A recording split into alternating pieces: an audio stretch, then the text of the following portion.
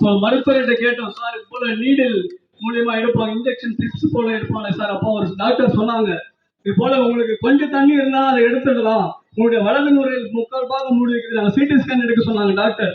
அப்போ அந்த CT scan ரிப்போர்ட்ல வந்து 75% இன் டேமேஜ் ரைட் லங்ஸ் அப்படின்னு இருந்தது. பெரியமாவிலே 75% பாதிக்கப்பட்ட நுரையீரல் எனக்கு இருந்தது.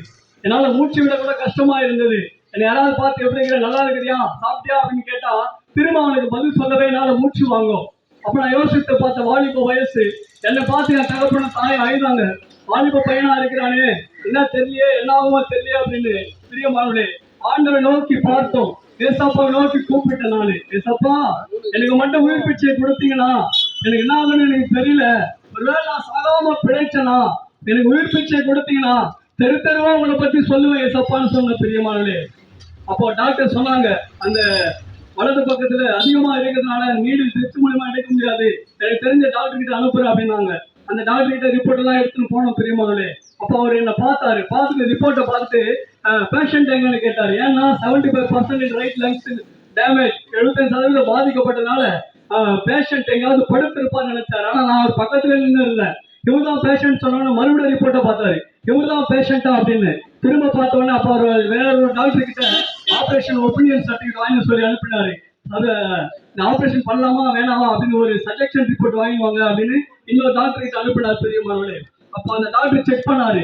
செக் பண்ணிட்டு அவர் திரும்ப சொன்னாரு, நீங்க ஆபரேஷன் எல்லாம் பண்ண வேணாம், நீடில் ட்ரிப்ஸ் மூலியமாக எடுத்துலாம் சொன்னாங்க. பெரியமானவர்களே, ஆண்டவருடைய கிருபையினா அவர்கள் மன விருப்பத்தின்படி உமக்கு தந்தரலி உங்களுடைய ஆலோசனைகள் எல்லாம் நிறைவேற்றுவான்னு வேதம் சொல்லுகிறது. அதே போல எங்க மன விருப்பத்தை, எங்க ஆலோசனைய மருத்துவர் நிறைவேற்றல, கர்த்தராகிய இயேசு கிறிஸ்து நிறைவேற்றினார். பிரியமானவர்களே, அதே மருத்துவர் எங்களுக்கு ட்ரிப்ஸ் மூலமா கிட்டத்தட்ட 1.5 லிட்டருக்கு அதிகமான தண்ணீர் என் வலது நுரையிலிருந்து எனக்கு அந்த எடுத்தாங்க. பெரியமானவர்களே, ஆச்சரியமா இன்னைக்கு சுகமா இருக்கிறேன். என் வாலிப வயசுல 15ஆம் வருஷத்துல நான் யோசித்து பார்த்தேன், என் வாழ்க்கை அவ்வளவுதானா, முடிஞ்சு போயிடுமா, இன்னும் எத்தனை நாள் இருப்போம் இருக்க மாட்டோம்னு தெரியலேன்னு ஏங்கினேன். இன்னைக்கு ஆண்டவர் என்னை ஆசீர்வதித்து திருமண வாழ்க்கையை கொடுத்து கணவன் மனைவியா 2 பிள்ளைகளை கொடுத்து ஆசீர்வாதமா வைத்திருக்கிறார். ஆசீர்வாதமா வைத்திருக்கிறார். பிரியமானவர்களே, அதே ஆண்டவராக இயேசு கிறிஸ்து இன்றைக்கும் மாறாதவராக இருக்கிறார்.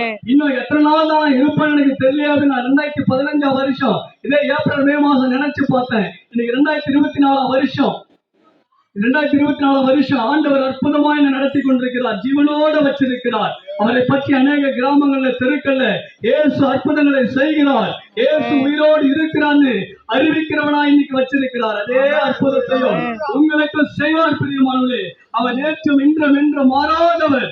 யாரிடத்துல சொல்லி மாறாத கஷ்டத்தையும் வேதனையும் மன வருத்தத்தையும் வியாதியும் பலவீனம் எதுவா இருந்தாலும் மருத்துவனே கூட இது முடியாது அப்படின்னு சொல்லிட்டு கூட இருக்கலாம். பெரியவர்களே, ஆனா இயேசு கிறிஸ்து கிட்ட சொல்லும் பொழுது, இயேசு கிறிஸ்து கிட்ட நாம சொல்லும் பொழுது அதை மாற்றி அற்புதத்தை அதிசயத்தை செய்து உங்களை வாழ வைப்பார். ஏன்னா அவர் தாமே நம்முடைய பலவீனங்களை ஏற்றுக்கொண்டு நோய்களை சுமந்தார் என்று வேதம் சொல்லுகிறது. நம்முடைய துக்கங்களை சிலுவையில சுமந்தார். பிரியமானவர்களே, யாரால செய்ய முடியாத அற்புதங்களையும் அதிசயங்களையும் இயேசு கிறிஸ்துவால் மட்டும் எப்படி செய்ய முடியுதுன்னா அவர்தான் நம்முடைய பலவீனங்களையும் நோய்களையும் பாவங்களையும் எல்லாவற்றையும் கல்வாரி சிலுவையில சுமந்து பாடுபட்டு மரித்து 3ஆம் நாள் உயிரோடு எழுந்து எல்லாவற்றையும் ஜெயித்ததுனால இன்னைக்கு நமக்கும் அப்படி ஒரு ஜெயமுள்ள வாழ்க்கையை கொடுக்கிறார்.